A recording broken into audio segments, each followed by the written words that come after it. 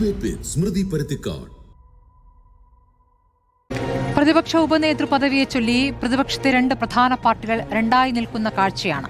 ഉപനേതൃ പദവി സിപിഐക്ക് നൽകുന്ന കീഴ്വഴക്കമില്ല എന്ന സിപിഐഎമ്മും കീഴ്വഴക്കങ്ങൾ പൊളിക്കേണ്ട നേരമായെന്ന സിപിഐയും പരസ്യ നിലപാടിലാണ്. ആദ്യവട്ടം എം.വി. ഗോവിന്ദനെ ബിനോയ് വിശ്വം അങ്ങോട്ട് പോയി കണ്ട ചർച്ചയും രണ്ടാം വട്ടം ടി.പി. രാമകൃഷ്ണൻ എം.എൻ. സ്മാരകത്തിലെത്തി നടത്തിയ ചർച്ചയും പൊളിഞ്ഞുകഴിഞ്ഞു. സഭയിലും പുറത്തും ഒറ്റയ്ക്ക് നീങ്ങുമെന്ന തീരുമാനത്തിലാണിപ്പോൾ സിപിഐ. വിഴിഞ്ഞം ഓഹരി കൈമാറ്റത്തിലും PM ശ്രീയിലും ഒറ്റയ്ക്ക് സമരത്തിനിറങ്ങാനാണ് സിപിഐയുടെ തീരുമാനം. സഭയിൽ വേണ്ടിവന്നാൽ സിപിഎം നിലപാടിനെ എതിർക്കാനും മടിക്കില്ല എന്നാണ് പ്രതികരണം.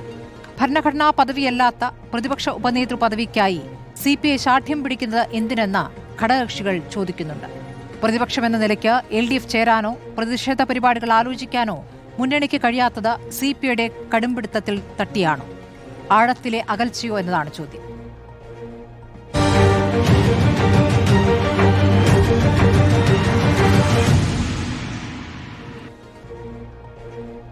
ചർച്ചയിൽ നിരീക്ഷകരായി doctor Sebastian Paul, T.K. Vinodan, Shri N.P. Chekkutty, Shri Damodar Prasad എന്നിവരാണുള്ളത്. ആദ്യം ഞാൻ ശ്രീ T.K. വിനോദനിലേക്കാണ് പോകുന്നത്. ശ്രീ വിനോദൻ, സിപിഐയുടേത് ഒരു കടുംപിടുത്തമാണോ? എന്തുകൊണ്ടാണ് ഈ പ്രതിപക്ഷ ഉപനേതൃ പദവി വേണമെന്ന് കടുപ്പിച്ച് സിപിഐ പറയുന്നത്? ഇതൊരു പദവിയുടെ പ്രശ്നമാണ് എന്ന് ഞാൻ കരുതുന്നില്ല. സഭയ്ക്കകത്തും പുറത്തും കൂടുതൽ ഇടപെടാനുള്ള അവസരങ്ങൾ ആവശ്യമാണ് എന്ന തോന്നലിൽ നിന്നാകാം CPI ഇങ്ങനൊരു ആവശ്യം ഇപ്പോൾ ഉന്നയിക്കുന്നത്. CPIയുടെ ചരിത്രം അറിയാവുന്നവർക്കറിയാം. CPI തുടക്കം മുതൽ തന്നെ കേരള രാഷ്ട്രീയത്തിൽ നടത്തിയിട്ടുള്ള ഇടപെടലുകൾ, ആ കാര്യത്തിൽ കഴിഞ്ഞ 10 വർഷം, പ്രത്യേകിച്ച് കഴിഞ്ഞ 5 വർഷക്കാലത്ത് ഇടതുമുന്നണിയുടെ ഭാഗത്തു നിന്നുണ്ടായ വീഴ്ചകൾ, തെറ്റുകൾ, കുറവുകൾ, ആ കാര്യത്തിൽ ഫലപ്രദമായി ഇടപെടാൻ CPIക്ക് കഴിഞ്ഞിട്ടില്ല എന്ന ഒരു വിലയിരുത്തൽ ഒരുപക്ഷെ ഇപ്പോൾ CPIയുടെ എല്ലാ തലങ്ങളിലും ഇതേക്കുറിച്ചുള്ള പരിശോധനകളും ചർച്ചകളും നടന്നു വരികയാണ്. ആ നിലയ്ക്ക് CPI നടത്തിയ ഒരു വിലയിരുത്തലിൽ ഈ കഴിഞ്ഞ 5 വർഷക്കാലം വളരെ ഫലപ്രദമായി ഇടപെടാൻ കഴിഞ്ഞില്ല എന്നൊരു വിലയിരുത്തൽ ഉണ്ടായി കാണാം. ആ തരത്തിൽ ഏതെങ്കിലും ഒരു പാർട്ടിക്ക്, CPI-എമ്മിന് ഈ ഇടതുമുന്നണിയുടെ ഏതാണ്ട് സർവാധികാരം അവർക്ക് ലഭിച്ചു എന്ന രീതിയിൽ എല്ലാ കാര്യങ്ങളും തീരുമാനങ്ങളും CPI-എം എടുക്കുക എന്ന രീതി അതിന് തുടരേണ്ടതില്ല. ഈ കാര്യങ്ങളിലൊക്കെ CPIക്ക് തുല്യ പങ്കാളിത്തം വേണം എന്ന ഒരു നിലപാടായിരിക്കാം. അതുപോലെ തന്നെ പ്രതിപക്ഷ നേതാവ് അദ്ദേഹത്തിൻ്റെ ആരോഗ്യസ്ഥിതിയൊക്കെ വെച്ചിട്ട് ഇത്ര ഇഫക്റ്റീവായിട്ട് ഇടപെടാൻ കഴിയുന്നു. ആ കാര്യത്തിൽ പ്രതിപക്ഷ നേതാവിൻ്റെ ഈ ഇപ്പോഴത്തെ ആരോഗ്യസ്ഥിതിയും അദ്ദേഹത്തിൻ്റെ ഇടപെടൽ ശേഷിയുള്ള പ്രശ്നവുമൊക്കെ വെച്ചിട്ട് കുറച്ചുകൂടി ഫലപ്രദമായി CPIയുടെ ഒരാൾക്ക്, CPIയുടെ ഒരു പ്രതിനിധിക്ക് കഴിയും എന്ന വിശ്വാസവും ഒരുപക്ഷെ ഉണ്ടാവാം. ഒരു കാര്യമുള്ളത്, CPIയുടെ ഇക്കാലം ഇത്രയുമുള്ള ചരിത്രം, ഭിന്നിപ്പിന് ശേഷമുള്ള മുഴുവൻ ചരിത്രവും നോക്കിയാൽ കേരള രാഷ്ട്രീയത്തിൽ CPI നടത്തിയുള്ള വളരെ ഫലപ്രദമായ ഇടപെടലുകൾ, ആ ഇടപെടലുകളിൽ CPI-എമ്മിൻ്റെ വളരെ നിഷേധാത്മകമായ സമീപനവും CPIയുടെ വളരെ കൺസ്ട്രക്റ്റീവായിട്ടുള്ള സമീപനവും തമ്മിലുള്ള ഒരു പൊരുത്തക്കേടും, ആ കാര്യത്തിലൊക്കെ എപ്പോഴൊക്കെ CPI-യും CPM-ഉം തമ്മിൽ വളരെ ആരോഗ്യകരമായ രീതിയിൽ ബന്ധം നിലനിൽക്കുകയും അങ്ങനെ മുമ്പോട്ട് പോവുകയും ചെയ്ത ഘട്ടങ്ങളിൽ മാത്രമാണ് ഇടതുമുന്നണിക്ക് ഫലപ്രദമായി കേരള രാഷ്ട്രീയത്തിൽ ഇടപെടാൻ കഴിഞ്ഞിട്ടുള്ളത്. എനിക്ക് തോന്നുന്നു 96-2001 ഗവൺമെൻറ്റിനെ മാറ്റി നിർത്തിയാൽ പലപ്പോഴും ഈ പ്രശ്നമുണ്ടായിട്ടുണ്ട്. ഫലപ്രദമായി ജനങ്ങളുടെ ഭാഗത്തു നിന്നുകൊണ്ടുള്ള നിലപാടെടുക്കുന്ന കാര്യത്തിൽ ഇടതുമുന്നണിക്ക് വീഴ്ച പറ്റുന്നത് CPI-എമ്മിൻ്റെ ഏകപക്ഷീയമായ നിലപാടുകൾ പ്രശ്നമായിട്ടുണ്ടെന്ന് എനിക്ക് തോന്നുന്നു. 64 നമുക്ക് ചരിത്രം ഒന്ന് നോക്കിയാൽ 1964 ഭിന്നിപ്പിന് ശേഷം 65 എല്ലാ പാർട്ടികളും ഒറ്റയ്ക്ക് നിന്നു. CPI-എമ്മിനെ സംബന്ധിച്ചിടത്തോളം അവർ അന്ന് CPI-യുമായിട്ടൊരു ചർച്ചയ്ക്ക് തയ്യാറായെങ്കിലും, മുന്നണിക്ക് തയ്യാറായെങ്കിലും CPI-യെ സംബന്ധിച്ചിടത്തോളം ആദർശത്തിൽ ചില ആദർശപരമായ ചില നിലപാടുകളുടെ പേരിലാണ് അന്ന് മുന്നണി ഉണ്ടാവാതെ പോയത്. അന്ന് മുസ്ലിം ലീഗുമായി മലബാറിൽ ഒരു ടാസിറ്റ് അണ്ടർസ്റ്റാൻഡിംഗ് ഉണ്ടാക്കുകയും അന്ന് പുതുതായിട്ട് രൂപം കൊണ്ട കേരള കോൺഗ്രസുമായിട്ട് തിരുവിതാംകൂറിലും SSP-യുമായിട്ടും ചില ധാരണ ഉണ്ടാക്കിയിട്ടാണ് CPM മത്സരിക്കുന്നത്. അന്ന് CPI 3 സീറ്റിൽ ഒതുങ്ങിയ CPI കൃത്യം 2 വർഷം കഴിഞ്ഞപ്പോൾ 67 സപ്തകക്ഷി മുന്നണിയായ CPM-ഉമായിട്ട് ചേർന്ന് വലിയ ഭൂരിപക്ഷത്തിൽ അധികാരത്തിൽ വന്നു.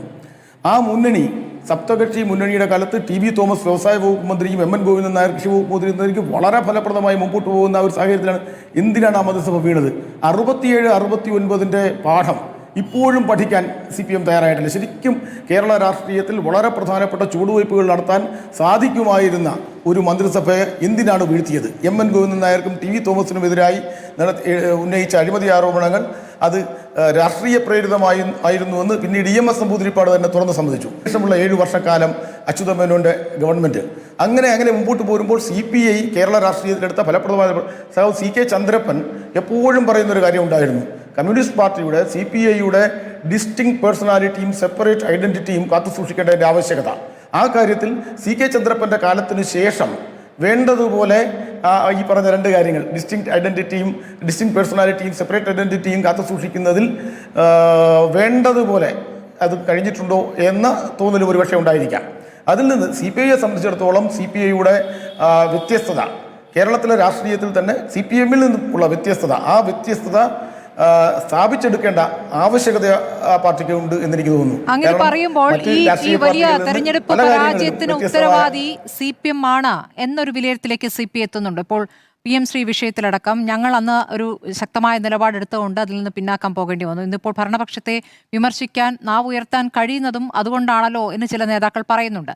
അപ്പോൾ അങ്ങനെ പല വിഷയങ്ങളുണ്ട്. അപ്പോൾ തിരഞ്ഞെടുപ്പിലെ വലിയ പരാജയത്തിന് ഉത്തരവാദി CPM ആണ്. CPM കാരണം ഈ വലിയ പരാജയത്തിലേക്ക് നീങ്ങി. അതുകൊണ്ട് ഇനി ഞങ്ങൾക്ക് കൂടി കുറച്ചുകൂടി പ്രധാനപ്പെട്ട റോൾ കിട്ടണം എന്ന രൂപത്തിലാണോ CPI അത് ഉന്നയിക്കുന്നത്? ഈ പരാജയത്തിന് കൂട്ടുത്തരവാദിത്വമുണ്ട്. തീർച്ചയായിട്ടും എല്ലാ ഘടകകക്ഷികൾക്കും തുല്യ ഉത്തരവാദിത്വമുണ്ട്. അതേസമയം CPI ചൂണ്ടിക്കാണിച്ച ചില പ്രശ്നങ്ങൾ, അടിസ്ഥാനപരമായ പ്രശ്നങ്ങൾ. PMCയുടെ വിഷയം എന്താണ്? PMCയെ സംബന്ധിച്ചിടത്തോളം ഹിന്ദു വർഗീയതയുടെ RSSന്റെ വിദ്യാഭ്യാസ നയം നടപ്പിലാക്കുന്നതിന് കേരള സർക്കാർ കൂട്ടുനിൽക്കുന്നു. ആ കാര്യത്തിൽ മന്ത്രിസഭയിൽ തുടർച്ചയായിട്ട് CPI കാര്യം ഉന്നയിക്കുമ്പോഴെല്ലാം മൗനം പാലിക്കുകയും അങ്ങനെ ഒരു കരാർ ഒപ്പിട്ടിട്ടില്ല എന്ന രീതിയിൽ പറയുകയും ചെയ്ത മുഖ്യമന്ത്രിയും വിദ്യാഭ്യാസ മന്ത്രിയും CPI മന്ത്രിമാരെ ഇരുട്ടിൽ നിർത്തിയിട്ട് ആ കരാർ ഒപ്പിട്ടു. അതിനുശേഷം കേരളത്തിൽ അന്നത്തെ വിദ്യാഭ്യാസ മന്ത്രി ശിവൻകുട്ടി പറഞ്ഞത് നമ്മളെല്ലാം കേട്ടതാണ്.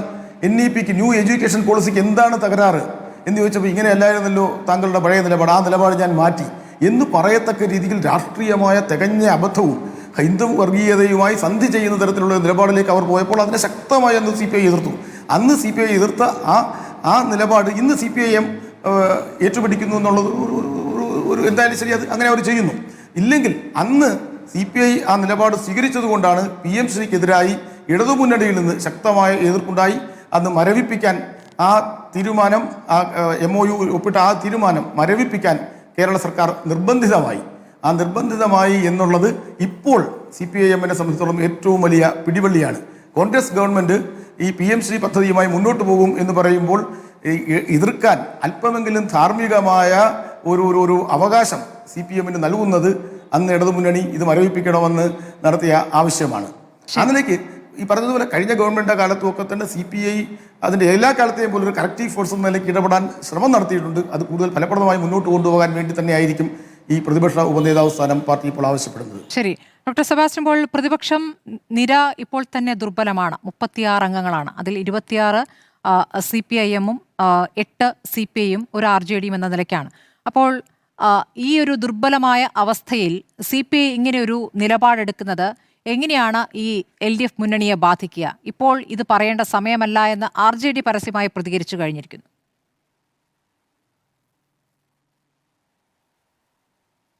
ഇപ്പോഴല്ലാതെ പിന്നെ എപ്പോഴാണ് ഇത് പറയുക, അല്ലെങ്കിൽ പറയാനൊരു അവസരം കിട്ടുക? RJDയുടെ ആ ചോദ്യത്തിനൊരു അർത്ഥമില്ല, അതിന് ഉത്തരം നൽകേണ്ട കാര്യവുമില്ല. ഇവിടെ ഇപ്പോഴത്തെ ഒരു ദുർബലമായ ഒരവസ്ഥയിലാണ് LDF നിൽക്കുന്നത്. സീറ്റുകളുടെ എണ്ണം ഒക്കെ പറഞ്ഞാൽ അത് വളരെ പരിതാപകരമാണ്. ഇനി അങ്ങോട്ട് എങ്ങനെയാണ് മുന്നോട്ട് പോകേണ്ടത്? CPM എന്ന പാർട്ടിക്ക്, മാർക്സിസ്റ്റ് പാർട്ടിക്ക് തനിച്ച് UDF സർക്കാരിനെ നേരിടുന്നതിന് ഒരു പ്രതിപക്ഷ നിരയെ വിശ്വാസയോഗ്യമായ രീതിയിൽ ശക്തിപ്പെടുത്തി മുന്നോട്ട് കൊണ്ടുപോകുന്നതിന് കഴിയും എന്ന് ആർക്കും പറയാൻ കഴിയില്ല. അതുകൊണ്ട് ഇവിടെ ഈ ഘട്ടത്തിൽ കൂടുതൽ കാര്യക്ഷമമായ ഫലപ്രദമായ ഒരു റോൾ തങ്ങൾക്ക് കൂടി വഹിക്കാനുണ്ട് എന്ന് CPI കരുതുന്നുണ്ടാവാം. അതുകൊണ്ടായിരിക്കാം അവർ ഇപ്പോൾ ഈ പദവി ചോദിക്കുന്നത്. പ്രതിപക്ഷ നേതാവ് എന്നത് വളരെ പ്രധാനപ്പെട്ട പദവിയാണ്. പക്ഷേ ഈ പ്രതിപക്ഷ ഉപനേതാവ് എന്നത് അത്ര പ്രധാനപ്പെട്ട ഒരു പദവിയോ ആരെങ്കിലും ഇതിനു മുമ്പ് കാര്യമായി ചർച്ച നടത്തിയിട്ടുള്ള ഒരു പദവിയോ അല്ല. അതാണിപ്പോൾ CPI ചോദിക്കുന്നത്. അങ്ങനെ വരുമ്പോൾ പ്രതിപക്ഷ നേതാവിൻ്റെ അസാന്നിധ്യത്തിലും അഭാവത്തിലും അവർക്ക് കുറേ കൂടി ഫലപ്രദമായി സഭാ നടപടികളിൽ ഇടപെടുന്നതിനുള്ള അവസരം കിട്ടും. അത് ഇത്ര ഒരു കടുംപിടുത്തത്തിലൂടെ കഠിനമായ രീതിയിൽ അതിനെ പ്രതിരോധിക്കുക, നിഷേധിക്കുക, തരില്ല എന്ന് പറയുക, എന്താണ് അതിൻ്റെ അർത്ഥം എന്ന് മനസ്സിലാകുന്നില്ല. എന്തോ ഒരു ദുരുദ്ദേശം എവിടെയോ ഉണ്ട് എന്ന് തോന്നിപ്പോകുന്ന രീതിയിലാണ് CPM ഈ വിഷയത്തിൽ കാണിക്കുന്ന കടുംപിടുത്തം. ഇതുവരെ അങ്ങനെ ഒരു പദവി വന്ന ശേഷം CPM മാത്രമാണ് ആ പദവിയിൽ ഉണ്ടായിട്ടുള്ളത് എന്ന് പറയുന്നത്. VS-ന്റെ കാലത്ത് തുടങ്ങിയിട്ടേ ഉള്ളൂ. അന്ന് കോടിയേരിയായിരുന്നു. പിന്നീട് UDF സർക്കാർ വരുമ്പോൾ PK കുഞ്ഞാലിക്കുട്ടിയാണ് ഉമ്മൻചാണ്ടി സർക്കാരിൽ ഉപനേതൃ പദവി വഹിച്ചത്. അപ്പോൾ ഇത് CPM-നുള്ളതാണ് ആ പോസ്റ്റ് എന്ന് CPM പറയുന്നുണ്ട്. അതിലപ്പുറം ഡോക്ടർ സെബാസ്റ്റ്യൻ പോൾ, ഈ പറഞ്ഞ ഒരു ദുർബലാവസ്ഥയിൽ പ്രതിപക്ഷ നേതാവിന് കഴിയാത്ത കാര്യങ്ങൾ കുറച്ചുകൂടി ശക്തമായി ചെയ്യാൻ CPയുടെ ഒരു പ്രതിനിധി വേണമെന്ന് പറയുമ്പോൾ നിലവിലെ പ്രതിപക്ഷ നേതാവിന് അത്ര ശക്തി പോരാ എന്നൊരു വിലയിരുത്തൽ CPI നടത്തി എന്നുകൂടെ മനസ്സിലാക്കേണ്ടി വരില്ലേ?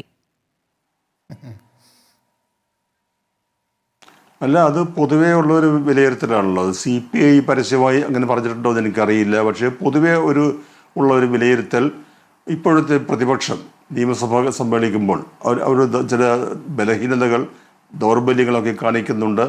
അവിടെ ശക്തമായ രീതിയിൽ ഈ സർക്കാരിനെ നേരിടുന്നതിന് ഒരു ശക്തമായ പ്രതിപക്ഷ നേതൃനിര ആവശ്യമുണ്ട്. അതേതായാലും പിണറായി വിജയൻ എന്ന മുൻ മുഖ്യമന്ത്രിയാണ് ഇപ്പോഴത്തെ പ്രതിപക്ഷ നേതാവ്. അദ്ദേഹത്തിന് തനിച്ച് കൈകാര്യം ചെയ്യാവുന്ന ഒരു വിഷയം അല്ല ഇത്. അതുകൊണ്ട് അവിടെ തങ്ങൾ ഒരു പ്രധാനപ്പെട്ട റോൾ വഹിക്കാൻ തയ്യാറായി മുന്നോട്ട് വരുന്നു. അതിനുള്ള അവസരം നൽകണം എന്ന CPIയുടെ ആവശ്യം അത് അത്ര ഒരു വലിയ തെറ്റായി ഞാൻ കാണുന്നില്ല, അപാകതയായി ഞാൻ കാണുന്നില്ല. കീഴ്വഴക്കം എന്ന് പറയുന്നത് പല തരത്തിലുണ്ട്. ഈ ഒരു ലംഘിക്കാൻ പാടില്ലാത്ത കീഴ്വഴക്കം, അത് നമുക്ക് ഫോളോ ചെയ്യേണ്ടതായ കീഴ്വഴക്കം, അങ്ങനെയുള്ള കീഴ്വഴക്കമൊന്നും അല്ലല്ലോ ഇവിടെ ഉള്ളത്. അപ്പോൾ അതുകൊണ്ട് അത് കീഴ്വഴക്കം എന്ന് പറയുന്നതൊക്കെ ഒരു കാര്യം നിഷേധിക്കുന്നതിന് വേണ്ടി പറയുന്ന ഒരു സംഗതിയാണ്. അത് ലംഘിക്കാൻ പാടില്ലാത്ത കീഴ്വഴക്കമോ ഒന്നും ഇക്കാര്യത്തിലില്ല. അതുകൊണ്ട് ഒരു സഖ്യകക്ഷി എന്ന നിലയിൽ LDFിലെ രണ്ടാമത്തെ കക്ഷിയാണല്ലോ ഏതായാലും CPI എന്ന് പറയുന്നത്. CPIയുടെ ഈ ആവശ്യം അതിനോട് വളരെ നിഷേധാത്മകമായ പരിഹാസദ്യോതകമായ പ്രതികരണം നടത്തുന്നതിന് പകരം അത് അവരുമായി സംസാരിച്ച് പരിഹരിക്കുകയോ അല്ലെങ്കിൽ ആ പദവി അവർക്ക് കൊടുക്കുകയോ ചെയ്യണം. അതാണ് LDF എന്ന മുന്നണിയുടെ ആരോഗ്യകരമായ മുന്നോട്ട് പോക്കിന് നല്ലത്. ശരി, ശ്രീ NP ചെക്കുട്ടി, ഇപ്പോൾ CPM-നകത്ത് ആന്തരികമായ ചില ദൗർബല്യങ്ങൾ അല്ലെങ്കിൽ ബുദ്ധിമുട്ടുകൾ അനുഭവിച്ചുകൊണ്ടിരിക്കുന്ന ഘട്ടത്തിൽ കൂടിയാണ് CPI ഇങ്ങനെ ഒരു ആവശ്യം ഉന്നയിച്ചിരിക്കുന്നത്. ഈ നേതൃത്വത്തിനെതിരെ അതിശക്തമായ പ്രതികരണങ്ങൾ താഴെത്തട്ടിൽ നിന്ന് ഉയർന്നു വന്നിരിക്കുന്നു. കേന്ദ്ര കമ്മിറ്റിയിൽ തന്നെ ഈ ധാർഷ്ട്യം, വിനയമില്ലായ്മയൊക്കെ വലിയ തിരിച്ചടിയായെന്ന വിലയിരുത്തൽ വരുന്നു. ഇനിയിപ്പോൾ ചേരാൻ പോകുന്ന എക്സ്റ്റൻഡഡ് സ്റ്റേറ്റ് കമ്മിറ്റിയിൽ ഒരുപക്ഷെ വലിയ തീരുമാനങ്ങൾ വന്നേക്കാം, ഉറപ്പില്ല, ഒരുപക്ഷെ വന്നേക്കാം എന്നുള്ള സൂചനകൾ വരുന്നു. അപ്പോൾ ഈ ഒരു ഘട്ടത്തിൽ CPIയിൽ നിന്നുണ്ടാകുന്ന സമ്മർദ്ദം അത് CPM-ന് എത്രത്തോളം താങ്ങാൻ കഴിയും? CPI ഉന്നയിച്ചിരിക്കുന്ന ഈ ആവശ്യം എത്രത്തോളം ശരിയായ ആവശ്യമാണ്? ഈ വിഷയത്തിൽ സത്യത്തിൽ ഒരു തർക്കം കൊണ്ടുവരേണ്ട യാതൊരു കാര്യവുമില്ല. കാരണം പ്രതിപക്ഷ ഉപനേതാവ് എന്ന പദവി തങ്ങൾ അർഹിക്കുന്നുണ്ട്, തങ്ങൾക്കത് കിട്ടണമെന്ന് CPI പറയുമ്പോൾ അത് കീഴ്വഴക്കത്തിൻ്റെ പ്രശ്നം മാത്രം നോക്കിയാൽ പോരല്ലോ. ഈ തെരഞ്ഞെടുപ്പിൽ എന്തുകൊണ്ടാണ് ഇടതുപക്ഷ ജനാധിപത്യ മുന്നണി സമീപകാല ചരിത്രത്തിൽ ഒന്നുമില്ലാത്ത വിധമുള്ളൊരു വമ്പിച്ച തിരിച്ചടിയിലേക്കാണ് പോയിട്ടുള്ളത്? സമീപകാലത്തൊന്നും ഇങ്ങനൊരു അവസ്ഥയുണ്ടായിട്ടില്ല. അപ്പോൾ അതിൻ്റെ യഥാർത്ഥ കാരണം എന്ത് എന്ന് അന്വേഷിക്കുന്ന സമയത്ത് അതിൻ്റെ ഒരു പ്രധാനപ്പെട്ട ഉത്തരവാദി CPM-ഉം അതിൻ്റെ നേതൃത്വവുമാണ് എന്നുള്ളത് വളരെ വ്യക്തമാണ്. ഉദാഹരണത്തിന് മന്ത്രിസഭ നോക്കുക. കഴിഞ്ഞ മന്ത്രിസഭയിൽ ഉണ്ടായിരുന്ന CPM മന്ത്രിമാരിൽ 2 പേരാണ് ജയിച്ചത്. അതായത് മുഖ്യമന്ത്രി ഒഴിവാക്കി കഴിഞ്ഞാൽ നമ്മൾ ഏതാണ്ട് അവരുടെ 10 മന്ത്രിമാരിലകത്ത് 2 പേര് 20% മാത്രമാണ് അവരുടെ സ്ട്രൈക്ക് റേറ്റ്. അവരുടെ സക്സസ് റേറ്റ് 20% മാത്രമാണ്. CPI ആകട്ടെ ഒരു മന്ത്രി ഒഴിച്ച് ബാക്കി എല്ലാ മന്ത്രിമാരും ജയിച്ച് വരികയുണ്ടായിട്ടില്ല. ഏതാണ്ട് 75%-ഓളമാണ് അവരുടെ സ്ട്രൈക്ക് റേറ്റ്. അപ്പോൾ അതൊക്കെ വളരെ ക്ലിയറാണ്.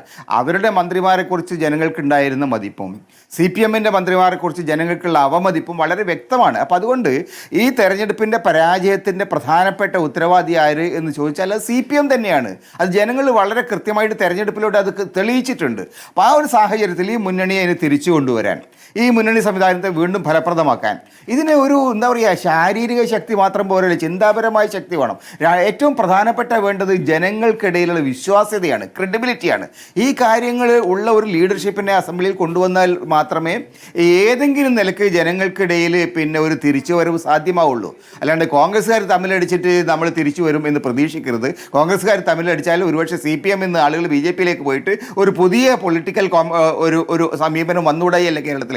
ആ തരത്തിലൊരു അന്തരീക്ഷം ഡെവലപ്പ് ചെയ്ത് വരുന്നുണ്ട്. അപ്പം അതുകൊണ്ട് ഒരു കാരണവശാലും ഇത്തരത്തിലുള്ള അനാവശ്യമായിട്ടുള്ള വാദപ്രതിവാദങ്ങളോ തർക്കങ്ങളോ ഉണ്ടാക്കാതെ ന്യായമായ കാര്യങ്ങൾ ചെയ്യാൻ CPM നേതൃത്വം ബാധ്യസ്ഥമാണ്. അത് ആ കാര്യത്തിൽ അവർ ഇതുവരെ പിടിവാശി പിടിക്കുന്നതിൻ്റെ കാരണം വളരെ വ്യക്തമാണ്. പ്രതിപക്ഷ നേതാവിനെ സംബന്ധിച്ചിടത്തോളം അദ്ദേഹത്തിൻ്റെ പെർഫോമൻസ് മാത്രമല്ല, അദ്ദേഹത്തിൻ്റെ ക്രെഡിബിലിറ്റി, പേഴ്സണൽ പൊളിറ്റിക്കൽ ക്രെഡിബിലിറ്റി. കാരണം അദ്ദേഹം പല വിഷയങ്ങളിൽ ചെന്ന് പെട്ടിരിക്കുകയാണ്. അദ്ദേഹത്തിൻ്റെ കുടുംബത്തിലടക്കമുള്ള പ്രതിസന്ധികളുണ്ട്. ആ പ്രതിസന്ധികൾ കൂടുതൽ രൂക്ഷമാവുകയാണ്. ഈ സാഹചര്യത്തിൽ കൂടുതൽ ശക്തിയുള്ള, കുറെ കൂടി ക്രെഡിബിലിറ്റിയുള്ള, ക്ലീനർ ഇമേജുള്ള ഒരു സെക്കൻഡ് ഇൻ കമാൻഡ് ഉണ്ടാവേണ്ടത് ആവശ്യമാണ്. അത് ഞങ്ങൾ തയ്യാറാണെന്ന് CPI പറയുമ്പോൾ ജനങ്ങൾ അവരെ അംഗീകരിച്ചതുകൊണ്ടാണ് അവർ പറയുന്നത്. അപ്പം അതുകൊണ്ട് ആ CPMന് ആ കാര്യത്തിലുള്ള അവരെടുക്കുന്ന നിലപാടുകൾ ജനങ്ങളെ ബോധ്യപ്പെടുത്താൻ കഴിയില്ല എന്നുള്ളതാണ് ഒന്നാമത്തെ കാര്യം. രണ്ടാമത്തെ കാര്യം, ഇപ്പോൾ വരുന്ന പ്രതിസന്ധികൾ, CPMനകത്തുള്ള ആഭ്യന്തര പ്രശ്നങ്ങൾ ഞാൻ നോക്കുമ്പോൾ സാധാരണ നിലയിൽ നിന്ന് വ്യത്യസ്തമായിട്ട് CPMനകത്ത് വളരെ രൂക്ഷമായിട്ടുള്ള ഭിന്നതകൾ മാത്രമല്ല, പടല പിണക്കങ്ങളുമുണ്ട്. മുമ്പൊക്കെ എങ്ങനെയാണെന്ന് വെച്ചാൽ രണ്ട് അടിസ്ഥാനപരമായ രണ്ട് നിലപാടുകൾ, പിന്നെ VS ഒരു ഭാഗത്താണെങ്കിൽ മറുഭാഗത്ത് പിണറായി അടക്കമുള്ള ആളുകൾ, CITU പക്ഷമാണെങ്കിൽ മറുഭാഗത്ത് പിന്നെ VS-ഉം EMS ഒക്കെ അടങ്ങുന്ന VS അടക്കമുള്ള പിണറായി അടക്കമുള്ള മറ്റൊരു പക്ഷം. ആ തരത്തിൽ കുറേയൊക്കെ ഐഡിയോളജിയുടെ അടിസ്ഥാനത്തിലുള്ള ഭിന്നതകളായിരുന്നു CPMലുണ്ട്. പക്ഷേ കഴിഞ്ഞ 10-20 കൊല്ലമായിട്ട് ഐഡിയോളജി എന്ന് പറയുന്നത് യഥാർത്ഥത്തിൽ CPMൻ്റെ അകത്തുള്ള ചർച്ചകളിൽ ഒട്ടുമില്ല. വളരെ വ്യക്തിഗതമായിട്ടുള്ള വ്യക്തിപരമായിട്ടുള്ള ബന്ധങ്ങളുടെ ലോയൽറ്റിയുടെ അടിസ്ഥാനത്തിൽ വ്യക്തിഗതമായ ലോയൽറ്റി അവിടെ പ്രധാനമായിട്ട് പറഞ്ഞു. കമ്മ്യൂണിസ്റ്റ് പാർട്ടികൾ ഒരിക്കലും ഈ ലോയൽറ്റി ഒരു ഘടകമായിരുന്നില്ല. നേതാവ് ആരായാലും ശരി പാർട്ടിയോടായിരുന്നു ലോയൽറ്റി. ഇന്ന് പാർട്ടിയോടുള്ള ലോയൽറ്റി മാറ്റിയിട്ട് വ്യക്തിയോട് ലോയൽറ്റി കൊണ്ടുവന്നതോടുകൂടി CPMനെ സംബന്ധിച്ചിടത്തോളം അതിൻ്റെ അടിസ്ഥാനപരമായ രാഷ്ട്രീയ നിലപാടുകൾക്ക് വലിയ ഒരു പ്രശ്നം വന്നിട്ടുണ്ട്. അതിന് രാഷ്ട്രീയമായ സ്ഥിരത, അതിൻ്റെ രാഷ്ട്രീയമായ ക്രെഡിബിലിറ്റി അതൊക്കെ വല്ലാതെ പോയിട്ടുണ്ട്. അപ്പം അതുകൊണ്ട് അടുത്ത എക്സ്റ്റൻഡഡ് കമ്മിറ്റിയിലും ഒരു തർക്കം പരിഹരിക്കാൻ അവർ കഴിയില്ല.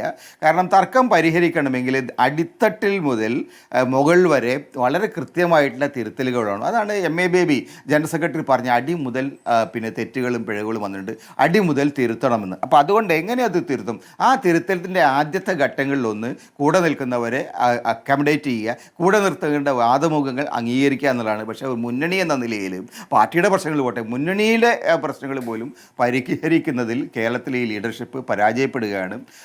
തങ്ങൾ പരാജയപ്പെടുന്നത് എന്തുകൊണ്ട് എന്ന് തിരിച്ചറിയാനും അതിന് ആവശ്യമായ സെൽഫ് ക്രിട്ടിക്കലായ ഒരു അപ്രോച്ച് എടുക്കാനും നിർഭാഗ്യവശാൽ കേരളത്തിലെ CPM ലീഡർഷിപ്പിന് കഴിയുന്നില്ല. അത് കഴിയാത്ത കാലത്തോളം അവരുടെ ഇന്നത്തെ പ്രതിസന്ധിയിൽ രക്ഷപ്പെടാൻ പോകുന്നുമില്ല. ശരി, ശ്രീ ദാമോദർ പ്രസാദ്, ഇപ്പോൾ CPIയുടെ ആവശ്യം ഒരു ശരിയായ ആവശ്യമാണെന്ന് അങ്ങ് കരുതുന്നുണ്ടോ? ഇനിയിപ്പോൾ CPI എത്ര ആവശ്യപ്പെട്ടാലും ഇതിൽ കൂടുതൽ എന്ത് ചെയ്യാൻ? ഇപ്പോൾ ചെമ്മീൻ ചാടിയാൽ ചട്ടിയോളം എന്ന് പറയുന്ന പോലെ ഈ പ്രതിഷേധം ഇപ്പോൾ ഒറ്റയ്ക്കിരിക്കുമെന്നൊക്കെ പറയുന്നത് ഒരു സമ്മർദ്ദ തന്ത്രമാണ്. അതിലപ്പുറം CPI എന്ത് ചെയ്യാൻ? ഇപ്പോൾ ഈ മുന്നണിയിൽ നിന്ന് പുറത്തു പോയിട്ട് CPIക്ക് മറ്റു രാഷ്ട്രീയ ഭാവിയുണ്ടോ എന്ന ഒരു ആത്മവിശ്വാസത്തിലാണോ CPM ഇപ്പോൾ അതിന് വഴങ്ങേണ്ടതില്ല എന്ന തീരുമാനമെടുക്കുന്നത്? മാത്രമല്ല, ഇത് മുന്നണിയിൽ പക്ഷേ CPIക്ക് ഇക്കാര്യത്തിൽ മറ്റു പിന്തുണയില്ല. അപ്പോൾ RJD ജയിച്ച അടുത്ത ഘടകകക്ഷി പറയുന്നത് CPIയുടെ അനാവശ്യമായ ആവശ്യമാണെന്നാണ്. ഇതിപ്പോൾ ഒരു ഭരണഘടനാ പദവിയല്ല, ലെജിസ്ലേറ്റീവ് പ്രിവിലേജ് ഇല്ല. അങ്ങനെ വരുമ്പോൾ എന്തിനാണ് ഇതിൽ ഈ ബലം പിടിക്കുന്നത്? അങ്ങനെ ബലം പിടിക്കുമ്പോൾ എന്താണ് സംഭവിക്കുന്നത്? LDF ചേരാൻ പറ്റുന്നില്ല, പ്രധാനപ്പെട്ട വിഷയങ്ങൾ ഒരുമിച്ച് നീങ്ങാൻ പറ്റുന്നില്ല, പ്രതിപക്ഷം എന്ന നിലയ്ക്ക് സമരങ്ങൾ ആലോചിക്കാൻ പറ്റുന്നില്ല. അപ്പോൾ ഒറ്റയ്ക്കൊറ്റയ്ക്ക് നീങ്ങിയാൽ മതിയോ എന്ന് RJD ആശങ്കപ്പെടുന്നുണ്ട്.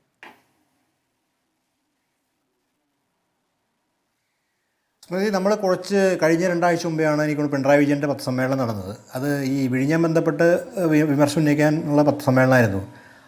ആ നിമിഷം ഇപ്പോഴും CPMൻ്റെ പരമോന്നത നേതാവായ അദ്ദേഹത്തിന് എതിർവാക്ക് ഉണ്ടെന്ന് പറയുമ്പോൾ ചില അഭിപ്രായങ്ങളൊക്കെ ഉണ്ടെങ്കിലും അദ്ദേഹത്തിൻ്റെ വാക്ക് കേരളത്തിലെ സംസ്ഥാന നേതൃത്വം ലംഘിക്കുമെന്നല്ല. അദ്ദേഹം വളരെ അസന്നിഗ്ധമായി പറഞ്ഞു, കീഴ്വഴക്കമില്ല, ഉപപ്രതിപക്ഷ നേതാവ് സ്ഥാനം CPIക്ക് ലഭ്യമല്ല എന്ന് നിങ്ങളെല്ലാവരും കണ്ടു, ലോകം കണ്ടു. ആ വീഡിയോ ഉണ്ട്.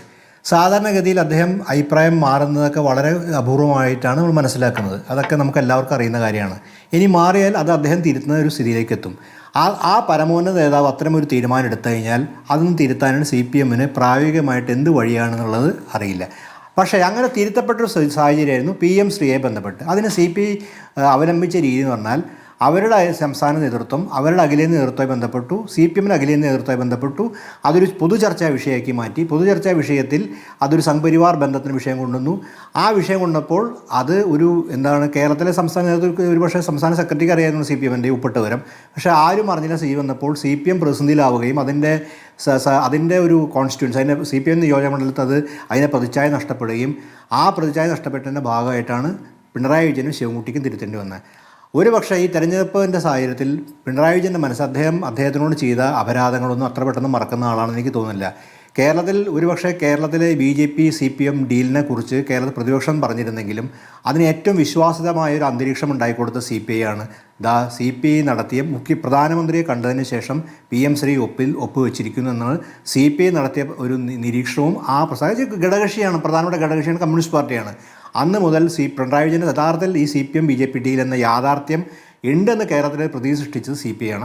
ആ ഒരു പ്രശ്നം പിണറായി വിജയനെ സമയത്ത് എത്ര എളുപ്പത്തിൽ മറക്കാൻ പറ്റും എന്ന് തോന്നുന്നു CPIക്കും മറക്കാൻ. അപ്പോൾ ഒരുപക്ഷെ CPI ഉന്നയിച്ച വിമർശനം CPI ഒരു ധാർമ്മികമായ നിലപാട് ഈ അധികാരത്തിൽ 10 വർഷം എപ്പോഴും അധികാരത്തിനൊപ്പം നിന്നൊരു പാർട്ടിയാണ് CPI. ഇപ്പോൾ മാവോയിസ്റ്റുകളെ കൊല ചെയ്യപ്പെട്ട സമയത്തൊക്കെ അഭിപ്രായം പറഞ്ഞാൽ അപ്പുറത്തേക്ക് ചുക്കും ചെയ്തിട്ടില്ല. ഇവർ പല ഘട്ടങ്ങളിലും ധാർമ്മികമായ ചില അഭിപ്രായങ്ങൾ CPM തിരുത്തു. ഒരേ കാര്യം CPI ഒരു ചെറിയൊരു പാർട്ടിയാണ്, ആദിമ കമ്മ്യൂണിസ്റ്റ് പാർട്ടിയാണ്. ശരിയാണ്, ആദിമ കമ്മ്യൂണിസ്റ്റ് പാർട്ടി എന്ന നിലയിൽ ഈ ഒരു ആധിപത്യം ചെലുത്താൻ വേണ്ടി ഇങ്ങനെ ധാർമ്മികമായൊരു അഭിപ്രായം CPM-ന് ഇടയ്ക്കിടയ്ക്ക് വെട്ടിലാക്കുന്നതിൽ കവിഞ്ഞ് ഈ അധികാരത്തിൻ്റെ എല്ലാവിധ സൗകര്യങ്ങളും ഉപയോഗിച്ചിട്ടുള്ളതാണ് CPI നേതൃത്വവും CPI മന്ത്രിമാരും CPI-യുടെ ഈ എല്ലാവിധ ഗുണഭോക്താക്കളും എന്നുള്ള നമുക്ക് യാഥാർത്ഥ്യം നന്നായിട്ട് അറിയാം. അവരെല്ലാ കമ്മിറ്റികളും പല അവർക്ക് ബന്ധപ്പെട്ട എല്ലാവിധ സ്ഥാപനങ്ങളും ഉണ്ടായിരുന്നു. അപ്പോൾ അധികാരത്തോട് വലിയൊരു താല്പര്യം കാണിച്ച് ഈ രാഷ്ട്രീയ പാർട്ടിയെ സംബന്ധിച്ചിടത്തോളം അവർ ധാർമ്മികമായി CPM-നെ പ്രതിനിധിപ്പെടുത്തിയതാണ് PM ശ്രീ. ആ ഒരു പ്രശ്നത്തിൻ്റെ അടിസ്ഥാനത്തിൽ ആണ് ഈ അവർ ഇലക്ഷൻ തോൽക്കാൻ നിർണായകമായതൊരു ഘടകമാണ്. അത് നമ്മൾ എത്ര നിശ്ചയിച്ചാലും PM ശ്രീ ഒരു ചർച്ചാ വിഷയം കേരളത്തിലെ CPM BJP ഡീലിനെ കുറിച്ച് ചർച്ചയുണ്ടെങ്കിൽ അത് ഈ ഇലക്ഷനെ ബാധിച്ചിട്ടുണ്ട്. അതിനുശേഷമാണ് നമ്മൾ ഈ പ്രശ്നങ്ങളിലേക്ക് വരുന്നത്. ഇനി നമ്മൾ യാഥാർത്ഥ്യബോധത്തോട് ചോദിച്ചാൽ എന്താണ് ഈ പ്രതിപക്ഷ ഉപനേതാവ് സ്ഥാനം, എന്താണ് അതിൻ്റെ പ്രത്യേകത? കേരളത്തിൻ്റെ രാഷ്ട്രീയത്തിൽ ഇപ്പോൾ സോനം വാങ്ചുക്ക് സമരം നടത്തുന്നു, CJP സമരം നടത്തുന്നു, നീറ്റ് പരീക്ഷയുടെ ചോർച്ചയെ ബന്ധപ്പെട്ട് അവിടുത്തെ ഒരു പ്രധാനപ്പെട്ട സമരം. ഇതിന് വളരെ ദേശീയമായ കോൺസിക്വൻസുള്ള സമരമാണ്. കേരളത്തിൽ ഇപ്പോൾ സതീഷ് സർക്കാരിനെതിരെ ആരോപണങ്ങൾ ഉണ്ടെങ്കിൽ പ്രത്യേക സമരത്തിൻ്റെ ഒരു ആവശ്യം വന്നിട്ടില്ല. അതായത് പബ്ലിക്കിന് കൺവിൻസിങ് ആയ ഒരു ആർഗ്യുമെൻ്റ് രാഷ്ട്രീയമാണല്ലോ കമ്മ്യൂണിസ്റ്റ് പാർട്ടിയാണ് ഏത് രാഷ്ട്രീയ പാർട്ടിയിലും. ഈ പ്രതിപക്ഷ ഉപനേതാവ് എന്ത് ഈ പാർലമെൻ്ററി വ്യാമോഹം തന്നെയല്ലേ ഇതിൻ്റെ അകത്ത് CPIക്ക് ഉള്ളത്? അതായത് കമ്മ്യൂണിസ്റ്റ് പാർട്ടി പാർലമെൻ്ററി ഉപനേതാവ് വെച്ചിട്ടുള്ള സമരം നടത്തുക. അവരെ സംബന്ധിച്ചിടത്തോളം കമ്മ്യൂണിസ്റ്റ് പാർട്ടിയെ സംബന്ധിച്ചിടത്തോളം അതിൻ്റെ ജീവത്തായ സമരം എന്ന് പറഞ്ഞാൽ പാർലമെൻറ്റിന് പുറത്തിറക്കുന്ന സമരമാണ്. അതിനൊട്ട് കഴിവില്ല, ശേഷിയില്ല എന്നായിരിക്കും, അത് അംഗീകരിക്കുകയാണ്. ബിനോയ് സംബന്ധിച്ചിടത്തോളം CPIയും സംഭവം സ്ട്രൈക്ക് റേറ്റിനെ കുറിച്ച് ജയക്കുട്ടി സാറ് പറഞ്ഞൊക്കെ ശരിയാണ്. പക്ഷേ CPM അത് വലിയ പ്രതിസന്ധി ഇലക്ഷനിൽ നേരിട്ടുണ്ട്. നേരിടാൻ വേണ്ടി അതിൻ്റെ സംഘടനയ്ക്ക് രൂക്ഷ വിമർശനം. ആ വിമർശനത്തെ എങ്ങനെയും മറികടക്കാനും ഇവിടെ ഗോവിന്ദമാഷ് ചെയ്യുന്ന പോലെ തന്നെ ബിനോയ് വിശ്വനെ അവിടെ അതിജീവിക്കാൻ വേണ്ടി ഒരു തന്ത്രം അവരുടെ പാർട്ടിയുടെ മേഖലയിൽ നിന്ന് ഇറക്കിയതാണ്. ഇത് പ്രതിപക്ഷ ഉപനേതാവ് സ്ഥാനം എന്തോ ഒരു വലിയ സ്ഥാനമാണ്. ഇത് കിട്ടിക്കഴിഞ്ഞാൽ ഞങ്ങൾക്ക് ഇത് നമ്മുടെ മുമ്പിൽ അറിയാം. പബ്ലിക് ഇതിനെക്കുറിച്ച് കൺവിൻസ്ഡ് അല്ല. കേരള രാഷ്ട്രീയത്തെയോ ദേശീയ രാഷ്ട്രീയത്തെയോ അന്തർദേശീയ രാഷ്ട്രീയത്തെയോ ഹോർമുസ് തുറക്കാനോ ഈ പ്രതിപക്ഷ ഉപനേതാവ് സ്ഥാനം കൊണ്ട് സാധിക്കില്ല എന്ന് എല്ലാവർക്കും അറിയാം. പ്രത്യേകിച്ച് ഒന്നുമില്ല. അപ്പോൾ ഒരു വാദഗതി ഉയർത്തിക്കൊണ്ട് CPM ഒരു പ്രതിസന്ധിയിലാണ്. കാര്യം നേതൃത്വപരമായ പ്രതിസന്ധി CPM-നുണ്ട്. 2 അതിൻ്റെ അകത്ത് ആന്തരിക പ്രതിസന്ധികളുണ്ട്.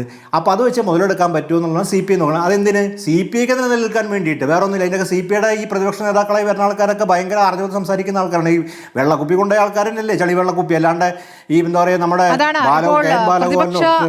നേതൃപദവിയിലേക്ക് ചൂണ്ടിക്കാണിക്കുന്ന പേര് മുൻമന്ത്രി K രാജൻ്റേതാണ്. K രാജൻ CPIയേക്കാൾ വലിയ CPM എന്ന നിലയ്ക്കാണ് കഴിഞ്ഞ സർക്കാരിൻ്റെ കാലത്ത് പ്രവർത്തിച്ചിരുന്നത്. CPM എന്നല്ല, മുഖ്യമന്ത്രിയുടെ സ്വന്തം മുഖ്യമന്ത്രിയോട് ഏറ്റവും അടുത്ത ആളെന്ന നിലയ്ക്കാണ് പ്രതികരിച്ചിരുന്നത്. ഒടുവിൽ ഈ K രാജൻ്റെ പേര് പറഞ്ഞപ്പോൾ അതിനെ എങ്ങനെയാണ് പരസ്യമായി പിണറായി വിജയൻ തള്ളിക്കളഞ്ഞത് നമ്മൾ കണ്ടതാണ്. സ്മൃതി പറഞ്ഞ പോലെ തന്നെ K രാജനെ പ്രതിപക്ഷ ഉപനേതാവ് സ്ഥാനത്തേക്ക് കൊടുക്കാനാണെങ്കിൽ ഒരുപക്ഷെ പിണറായി സമ്മതിക്കും. അദ്ദേഹത്തിന് താല്പര്യമുള്ള ഒരു മന്ത്രിയാണെന്നുള്ള കാര്യം. പക്ഷേ CPI നേതാവ് നിലയ്ക്ക് വരുമ്പോഴാണ് അതൊരു CPIക്ക് വിട്ടുകൊടുക്കുന്ന സ്ഥാനമാകുമ്പോഴാണ് ഈ പ്രശ്നക്കാരൻ്റെ ഒരു ഭാവിയൊക്കെ ആലോചിച്ചിട്ടുള്ളതാണ് ഇവർ തർക്കം ഉന്നയിക്കുന്നത്.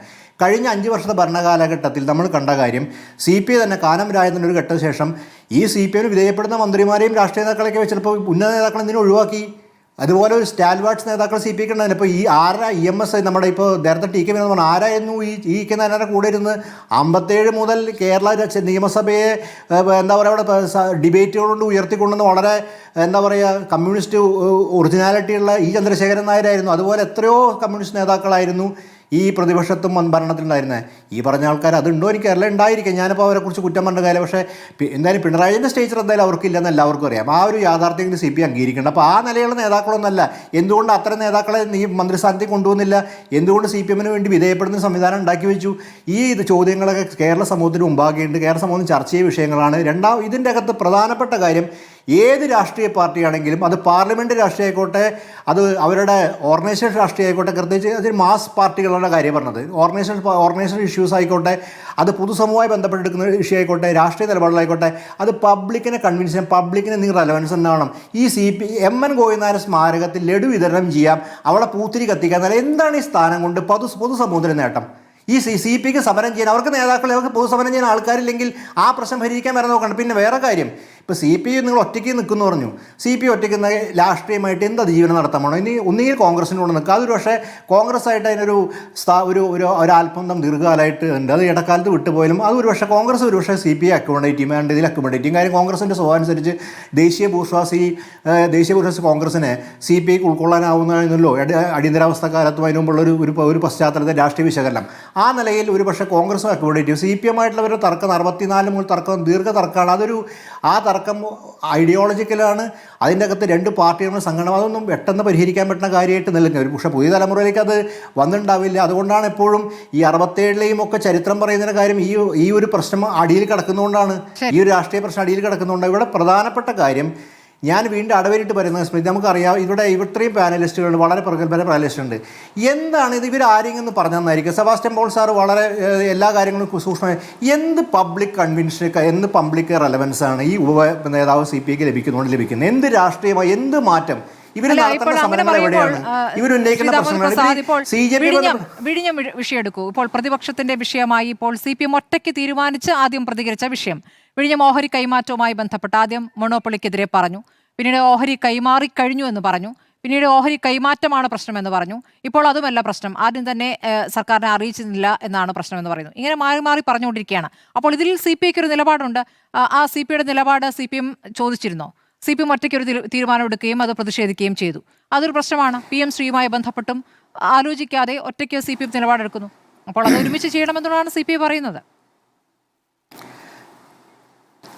അത് വേറെ വിഷയമാണ്. അത് മുന്നണിക്കകത്തുള്ള CPMൻ്റെ വലിയേട്ട മനോഭാവത്തിൻ്റെ പ്രശ്നമാണ്. അത് ഇപ്പോൾ തുടങ്ങിയതല്ല, ദീർഘകാലമായിട്ടുള്ളതാണ്.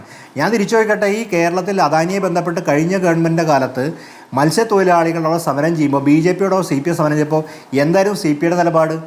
CPM നിലപാടെടുത്തത് ഈ മത്സ്യത്തൊഴിലാളി പ്രസ്ഥാനങ്ങളെ ബന്ധം CPക്ക് ഒരു പഴയൊരു ബന്ധമുണ്ട്. അത് ഒരുപക്ഷെ വിനോദനൊക്കെ അറിയണ്ടായിരിക്കാം. CPക്ക് ഒരു പഴയ ബന്ധം നിലനിൽക്കുന്നുണ്ട്. എന്ത് നിലപാട് CP എടുത്തത്? അവിടെ ഒരു നിശബ്ദതയിലുണ്ടായിരുന്ന മൗനം. അപ്പോൾ അധികാരമായി ബന്ധപ്പെട്ട എല്ലാ സൗകര്യങ്ങളും ഉപയോഗിച്ചൊരു പാർട്ടിയാണ് CPI.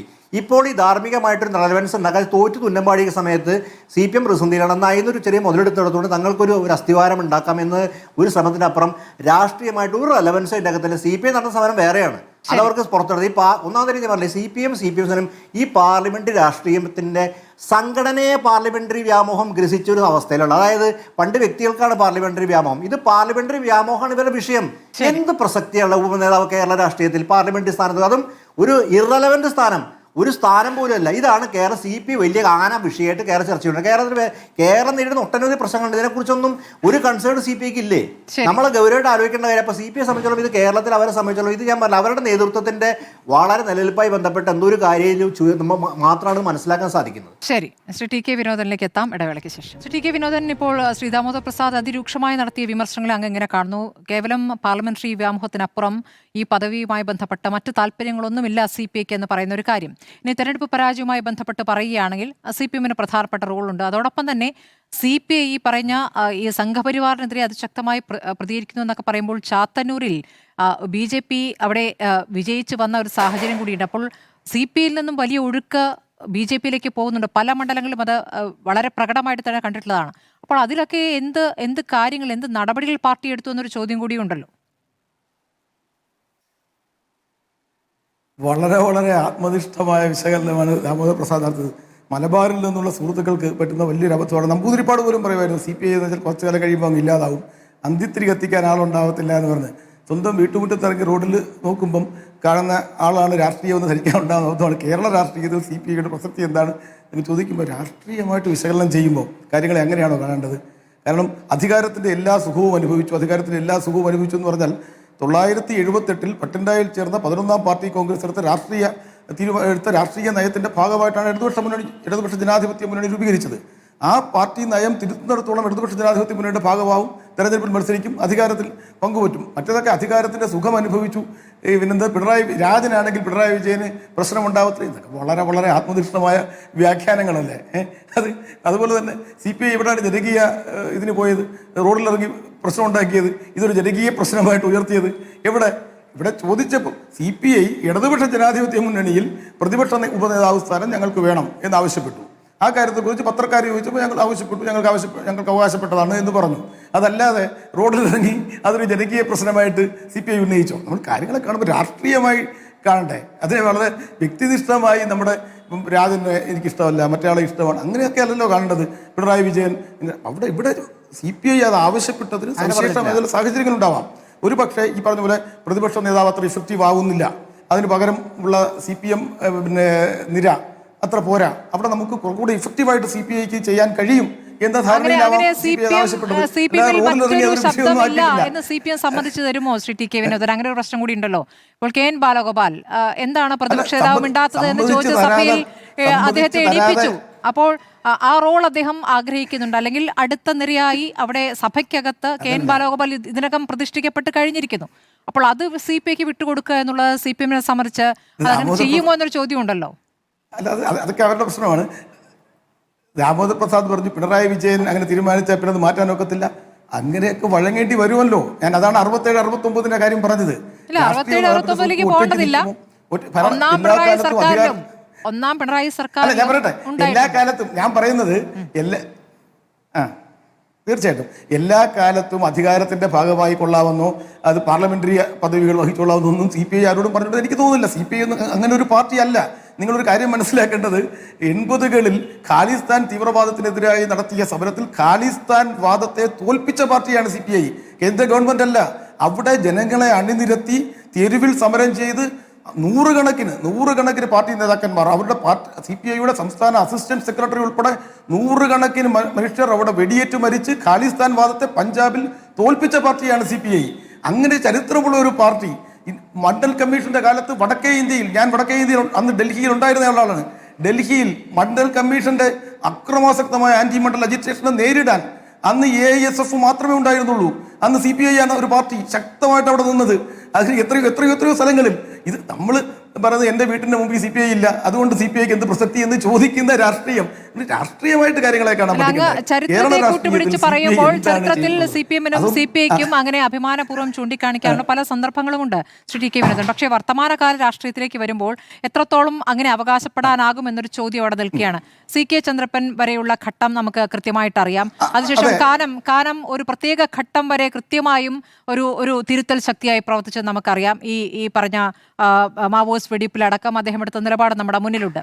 ഇനി അത് കഴിഞ്ഞിട്ട് തോമസ് ചാണ്ടിയുടെ രാജിയുടെ കാര്യത്തിൽ ആ സമയത്ത് ഒന്നാം പിണറായി സർക്കാരിന്റെ കാലത്ത് അന്ന് CPI എടുത്തിരിക്കുന്ന നിലപാട് വളരെ പ്രധാനമാണ്. ഈ ക്യാബിനറ്റ് യോഗത്തിൽ നിന്ന് വിട്ടുനിൽക്കുകയും CPM മന്ത്രിമാർ വിട്ടുനിൽക്കുന്ന ഒരു ആദ്യത്തിൽ നടാടെ എടുത്തൊരു തീരുമാനം, അത് പിന്നീട് പിണറായി വിജയന് അങ്ങനെ ചെയ്ത് ശരിയായില്ല എന്ന് പറയേണ്ടി വന്നു. അതിനുശേഷം തോമസ് ചാണ്ടിയുടെ രാജിയിലേക്ക് അത് നയിച്ചു.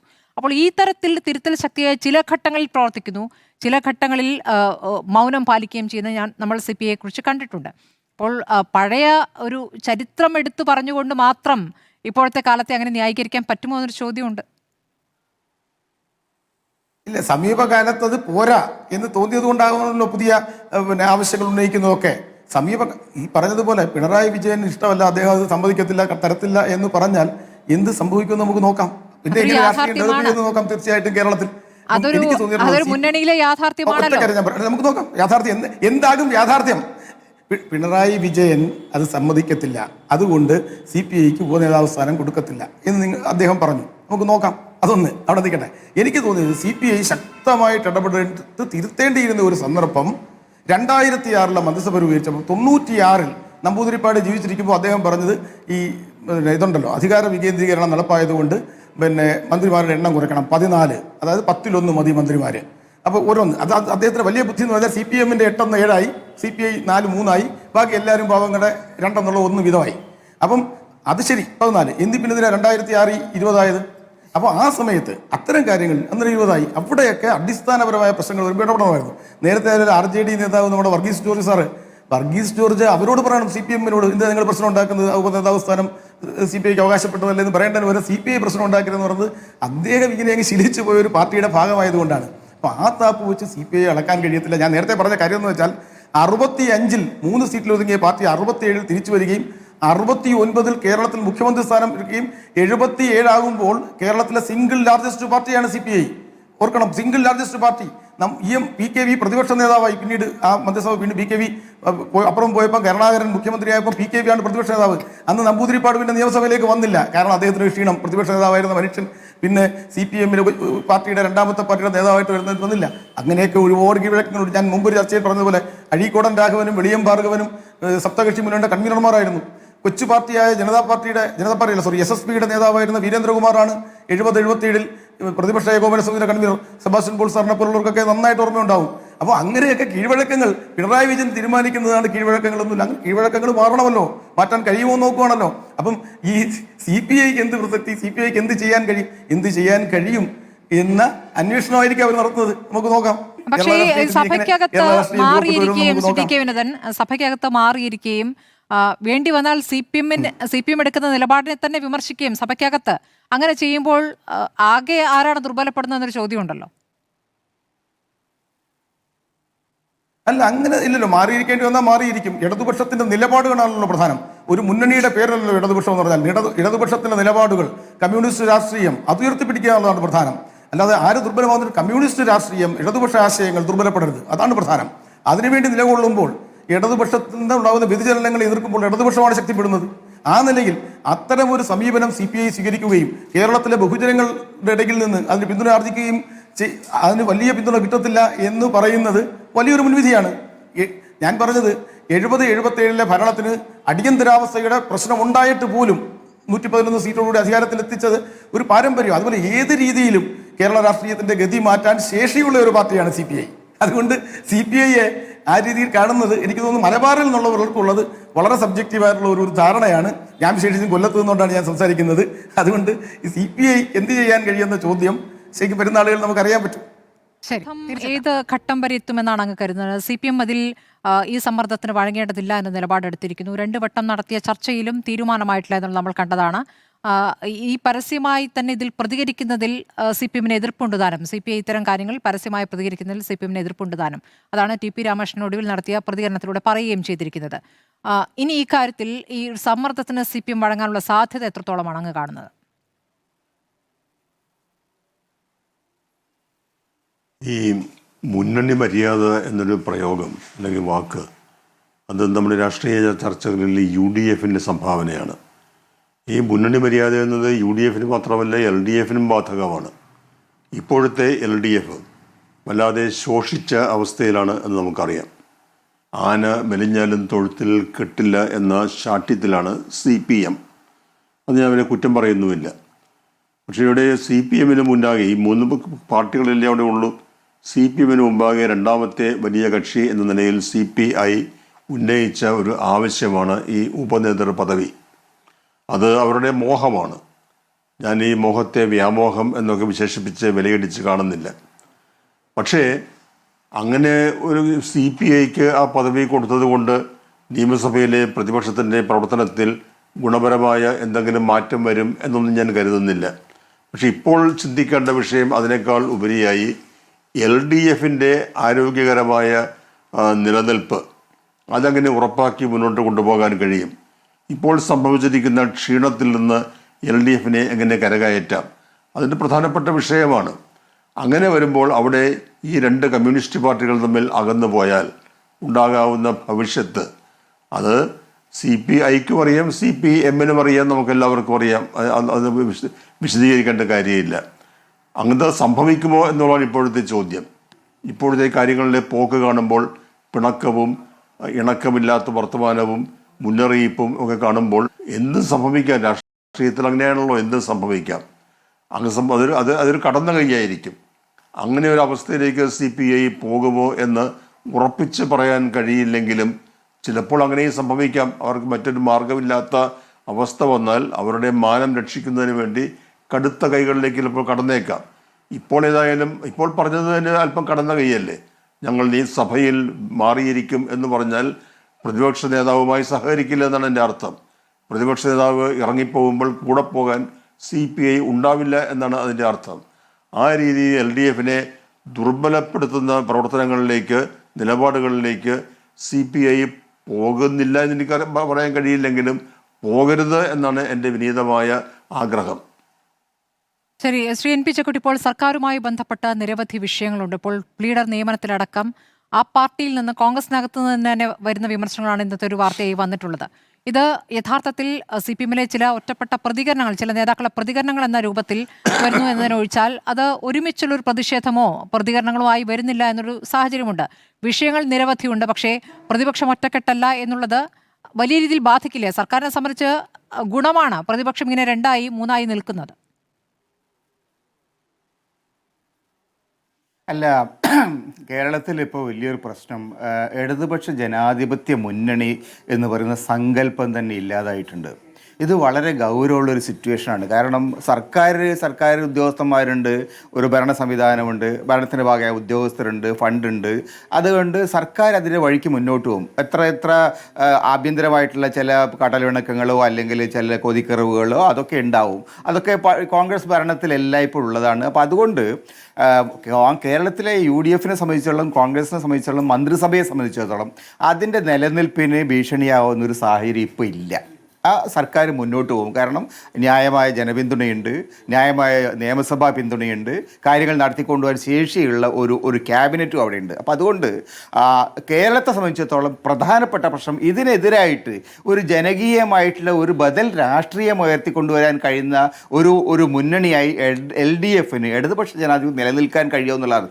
അങ്ങനെ കഴിയുന്നില്ലെങ്കിൽ ഉണ്ടാകുന്ന പ്രശ്നം യഥാർത്ഥത്തിൽ BJPയെ പോലെ ഒരു പാർട്ടി കേരളത്തിൽ വളരെ ശക്തമായ ഒരു സാന്നിധ്യം അറിയിച്ചു കൊണ്ടിരിക്കുന്ന ഒരു സമയമാണിത്. 85, 86, 87 തെരഞ്ഞെടുപ്പിൽ 7% പാർട്ടി ഇപ്പോൾ 15%, 20% ഇടയിൽ എത്തി നിൽക്കുന്നുണ്ട്.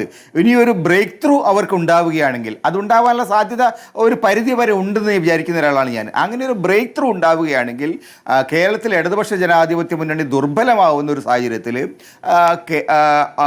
ഒരു വലിയ ബംഗാൾ മോഡൽ ഒരു മാറ്റം സംഭവിച്ചുകൂടായില്ല. CPM-ലെ അണികൾ ഇപ്പോൾ പാർട്ടിക്ക് ഒരു വലിയ താക്കീത് നൽകിയിട്ടുണ്ട്, ശക്തമായ ഒരു താക്കീത് നൽകിയിട്ടുണ്ട്. പക്ഷേ ആ താക്കീത് കേൾക്കാൻ, ആ താക്കീതിനനുസരിച്ച് മാറാൻ CPM ലീഡർഷിപ്പ് തയ്യാറാവുന്നില്ലെങ്കിൽ സ്വാഭാവികമായിട്ടും ജനങ്ങൾ മറ്റു വഴികളിലേക്ക് പോയെന്ന് വരും. അവരിഷ്ടപ്പെട്ടാലും ശരി, ഇഷ്ടപ്പെട്ടില്ലെങ്കിൽ ശരി. രാഷ്ട്രീയം എന്ന് പറയുന്നത് സ്റ്റാറ്റിക് ആയിട്ടുള്ള സംഗതിയല്ല, അതൊരു തുടർച്ചയാണ്.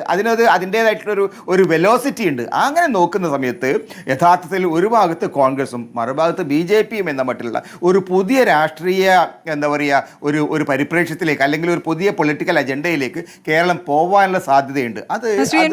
കഴിഞ്ഞ ദിവസങ്ങളിൽ നടന്ന വാർത്തകൾ തിരുത്തൽ സമീപനം ഈ CPM-ന്റെ കേന്ദ്ര കമ്മിറ്റി ചർച്ചകളടക്കം നടക്കുമ്പോൾ വലിയ തീരുമാനങ്ങൾ ഉണ്ടാകില്ലെന്ന് നമുക്ക് നേരത്തെ അറിയാമായിരുന്നു. അതിനകത്ത് നടക്കുന്ന ചർച്ചകൾ, വിമർശനങ്ങളൊക്കെ പ്രധാനപ്പെട്ട പത്രങ്ങളിലെ ഉൾപേജിലാണ് വാർത്തകൾ വരുന്നത്. സാധാരണഗതിയിൽ 1-ാം പേജിൽ സ്ഥാനം വഹിക്കേണ്ട വാർത്തകൾ അകത്തെ പേജിലേക്ക് പോകുന്നു. അത്രത്തോളം അതിൽ താല്പര്യം നഷ്ടപ്പെടുന്ന രീതിയിലേക്ക് കാര്യങ്ങൾ നീങ്ങുന്നുണ്ടോ എന്നത് അത്ഭുതപ്പെടുത്തുന്ന കാര്യമാണ്, ആശങ്കപ്പെടുത്തുന്ന കാര്യവുമാണ്. അല്ല, അതിൻ്റെ കാര്യം ഞാൻ 2004, 2005, 2006 ഡൽഹിയിൽ പ്രവർത്തിക്കുന്ന കാലത്ത് അന്ന് പാർട്ടിയുടെ കോൺഗ്രസ് 18-ാം കോൺഗ്രസ് ഡൽഹിയിൽ നടക്കുന്ന സമയത്ത് പ്രകാശ് കാരാട്ടും സിതാറാം യെച്ചൂരിയും 2 ഭാഷകളിലാണ് മാധ്യമങ്ങളോട് സംസാരിച്ചിരുന്നത്. ആദ്യം അവർ ഹിന്ദിയിൽ പറയും, പിന്നീട് ഇംഗ്ലീഷിൽ പറയും, അല്ലെങ്കിൽ ഇംഗ്ലീഷിൽ പറയും, ഹിന്ദിയിൽ പറയും. ഈ 2 ഭാഷകളിലാണ് അവർ മാധ്യമങ്ങളോട് സംസാരിച്ചത്. കാരണം ഒരു ദേശീയ പാർട്ടി എന്ന നിലയിൽ ഇന്ത്യയിലെ ജനങ്ങളോട് മൊത്തത്തിൽ അവർ സംസാരിച്ചിരുന്നു. ഇപ്പോൾ കഴിഞ്ഞ ദിവസം ഞാൻ ബേബി സംസാരിക്കുന്നത് സംസാരിക്കുന്നത്, ബേബി പിന്നെ മലയാളത്തിലാണ് സംസാരിക്കുന്നത്, പിന്നെ കുറച്ച് ഇംഗ്ലീഷിലും പറഞ്ഞു. അപ്പോൾ യഥാർത്ഥത്തിൽ ഒരു കേരള പാർട്ടിയായിട്ട് പാർട്ടി മാറി എന്ന് പാർട്ടി മാത്രമല്ല, മാധ്യമങ്ങൾ മാത്രമല്ല, പാർട്ടി ലീഡർഷിപ്പ് അംഗീകരിക്കുകയാണ്. അല്ലെങ്കിൽ ഹിന്ദി അറിയുന്ന ഒരാളെ കൂടെ വെച്ചാൽ മതിയല്ലോ, ഹിന്ദി അറിയുന്ന ഒരാളെ കൂടി ബേബിക്ക് കൂടെ നിർത്താലോ, അദ്ദേഹത്തിനെ കൊണ്ട് സംസാരിപ്പിക്കാമല്ലോ. അപ്പോൾ പാർട്ടിയിൽ ഇപ്പോഴും ഹിന്ദി അറിയുന്ന ആളുകളൊക്കെ ബാക്കി ഉണ്ടാവും എന്നാണ് ഞാൻ കരുതുന്നത്. അപ്പോൾ ഇന്ന് അതിൻ്റെ അർത്ഥം യഥാർത്ഥത്തിൽ ഹിന്ദി മേഖലയിലുള്ള വിശാലമായൊരു ജനങ്ങളോട് സംസാരിക്കാൻ പോലും പാർട്ടിക്ക് താല്പര്യമില്ല. അവരുടെ അജണ്ട എന്താണ്, അവരുടെ മുദ്രാവാക്യം എന്താണ്, അവരുടെ പൊളിറ്റിക്കൽ പോളിസി എന്താണ്, അത് ജനങ്ങൾ ഇപ്പോൾ ഇന്ത്യയിലുള്ള മഹാഭൂരിപക്ഷം ജനങ്ങളോട് സംസാരിക്കാൻ ഇന്ന് പാർട്ടി തയ്യാറില്ല. അപ്പോൾ ആ ഒരു സാഹചര്യത്തിൽ നിൽക്കുന്ന ഒരു പാർട്ടി ഇങ്ങനെയുള്ള ഈ അനാവശ്യമായ ചക്കളത്തി പോരാട്ടങ്ങളിൽ പിന്നെ സമയം കളയേണ്ടതുണ്ടോ എന്ന് പിണറായി വിജയൻ ആലോചിക്കണം. അദ്ദേഹത്തിന് മഹാരാജാവൊന്നുമല്ലല്ലോ. അദ്ദേഹത്തിന് ഇഷ്ടമില്ലെങ്കിൽ അദ്ദേഹത്തോട് കാര്യങ്ങൾ തുറന്നു പറയാൻ ആ പാർട്ടി ലീഡർഷിപ്പിന് തയ്യാറാവണം, അതിൽ കഴിവ് വേണം. അതില്ലാത്തൊരു സാഹചര്യത്തിൽ എന്താ പറയുക, ഒരു തരത്തിലുള്ള വിനീത വിധേയരായിട്ട് നിൽക്കുന്ന ഒരു ആ കൂട്ടരായിട്ട് പാർട്ടി ലീഡർഷിപ്പ്, CPM ലീഡർഷിപ്പ് മാറുകയാണെങ്കിൽ അവരെ സംബന്ധിച്ചുള്ള അവർക്ക് പ്രതിസന്ധിയിൽ നിന്ന് പ്രതിസന്ധിയിലേക്ക് പോകാനേ പറ്റുള്ളൂ. സെൻട്രൽ ലീഡർഷിപ്പ് ശക്തമായി ഇടപെടേണ്ട ഒരു സമയമാണിത്. കാരണം കേരളത്തിൽ മാത്രമല്ല, ഇന്ത്യയിൽ തന്നെ ഒരു ഇടതുപക്ഷ ജനാധിപത്യ ബദൽ എന്നൊരു സംഗതി നിലനിൽക്കണമെങ്കിൽ ഇത്തരം കാര്യങ്ങൾ കൂടെ നിൽക്കുന്ന കക്ഷികളെ കൂടെ നിർത്താനുള്ള അവരുടെ താല്പര്യങ്ങൾ സംരക്ഷിക്കാനുള്ള ഒരു ഉത്തരവാദിത്വം കേന്ദ്ര ലീഡർഷിപ്പിനുണ്ട്. അത് അവർ കാണിക്കുന്നില്ല.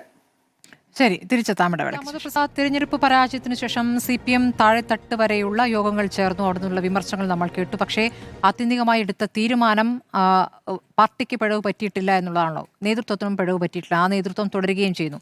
അങ്ങനെ തെറ്റ് തുടരുന്ന അല്ലെങ്കിൽ തെറ്റ് വരുത്തിയ നേതൃത്വം തുടരുന്ന പാർട്ടി, അപ്പുറത്ത് CPI മറ്റൊരു ആവശ്യം, ഒരു തെറ്റ് തിരുത്തൽ ശക്തിയായി ഞങ്ങൾക്ക് കൂടി കുറച്ച് റോൾ എന്ന് പറയുമ്പോൾ അതിലെങ്ങനെയാണ് അതൊരു വലിയ തെറ്റാകുന്നത്? ശ്രീദാമോദർ പ്രസാദ്, CPIയുമായി ബന്ധപ്പെട്ട് നിലവിലെ CPIയിലുള്ള ചില നേതാക്കളുടെയെങ്കിലും ഇടപെടലുകൾ അല്ലെങ്കിൽ അവരെടുക്കുന്ന ചില സമീപനങ്ങൾ, അതൊക്കെ വിമർശനത്തിന് വിധേയമാണ്, അക്കാര്യത്തിൽ സംശയമില്ല. പക്ഷേ ഇപ്പോൾ ആർക്കാണ് കൂടുതൽ പിഴവ് എന്നൊരു താരതമ്യമല്ലേ ഇപ്പോൾ ഈ സമയത്ത് നടത്തേണ്ടത്?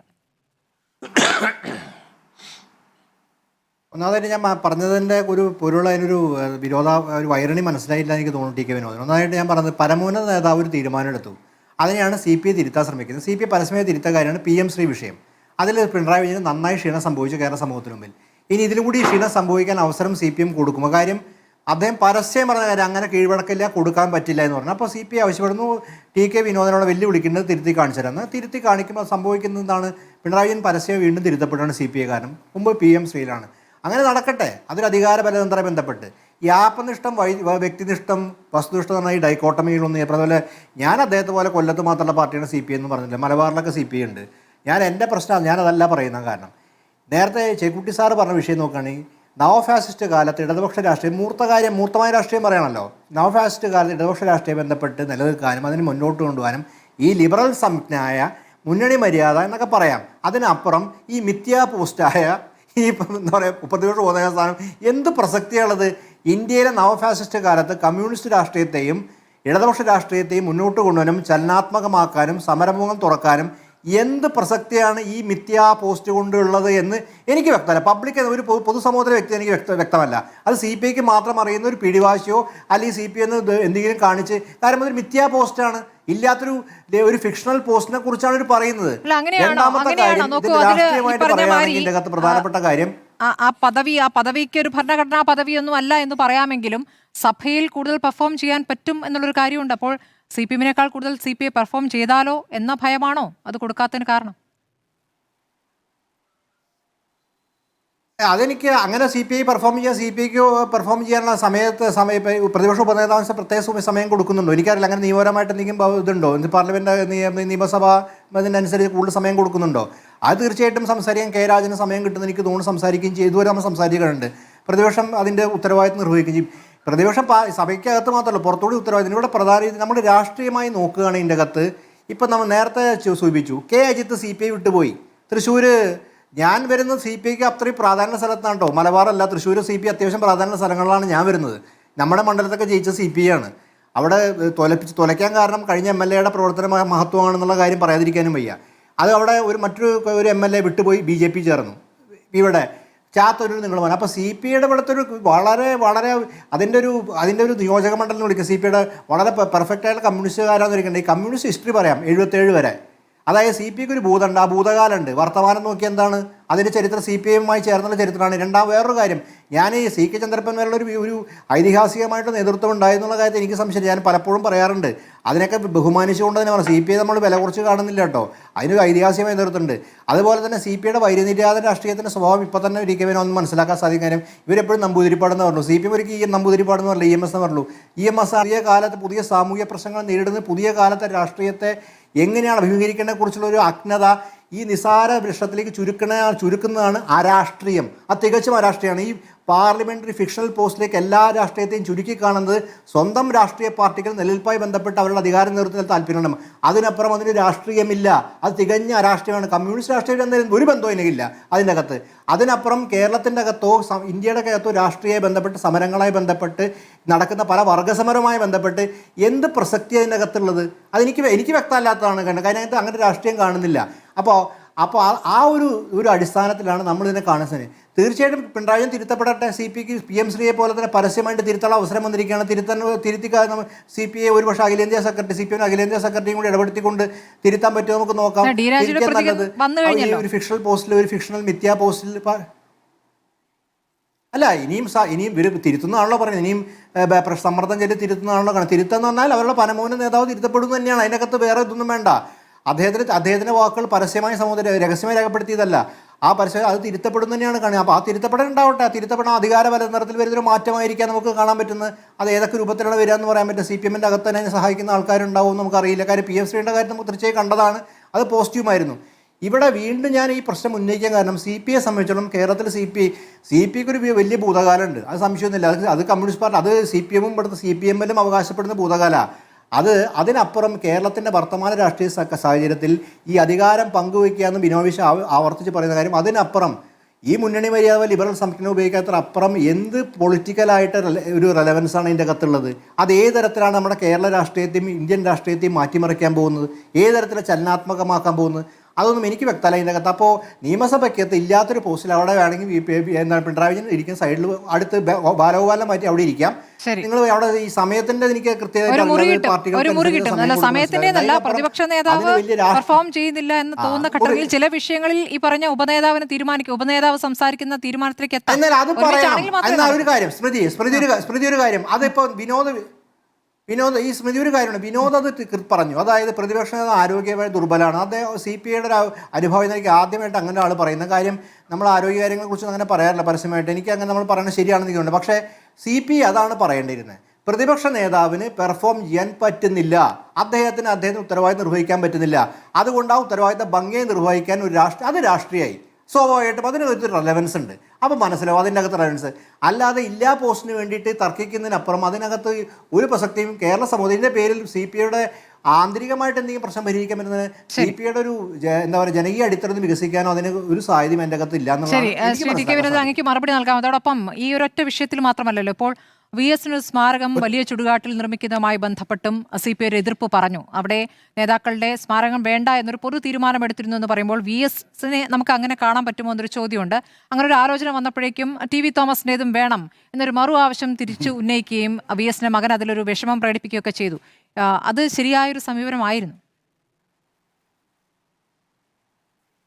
ഈ പ്രതിപക്ഷ ഉപനേതാവ് സ്ഥാനം എന്നുള്ളത് ഈ ആശയപരമായ ഭിന്നത, അഭിപ്രായ വ്യത്യാസങ്ങളൊക്കെ മാനിഫെസ്റ്റ് ചെയ്യുന്നത് എങ്ങനെയാണെന്ന് പറയാൻ പറ്റത്തില്ല.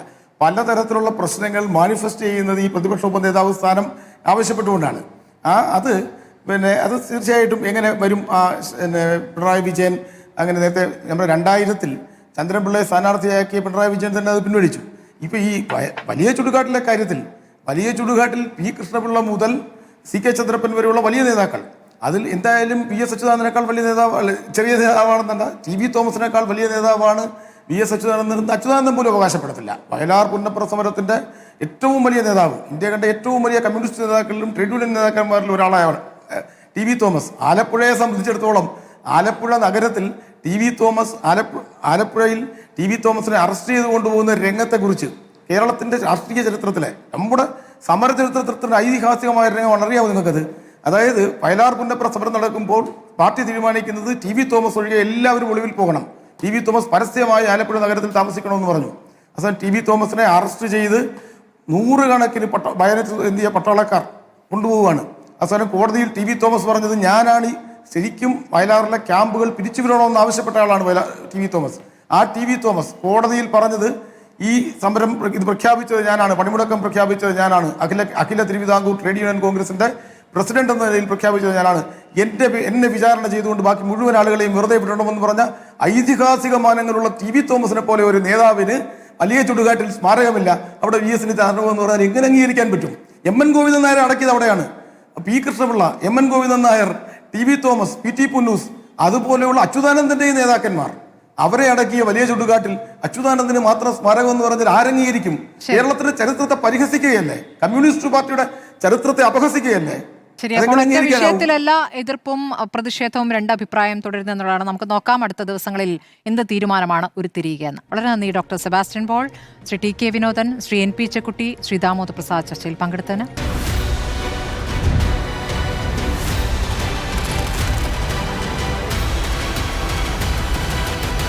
ഡിബേറ്റ് വിത്ത് സ്മൃതി പരുത്തിക്കാട്.